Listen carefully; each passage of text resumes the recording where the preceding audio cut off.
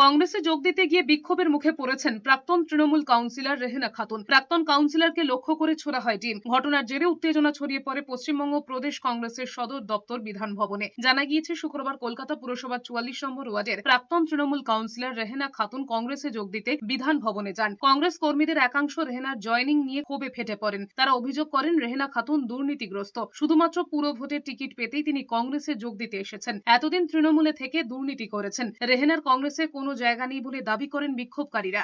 দুর্নীতিগ্রস্তরা কংগ্রেসে আসার সাহস পাবে না, কারণ পরের দিন থেকেই তো পুলিশ তাদের পিছনে ঘুরবে। আজকে যখন মানুষের একেবারে জনস্রোত পুলিশের দিকে, তখন স্বাভাবিকভাবে বহু মানুষের বহু অভিযোগ থাকে।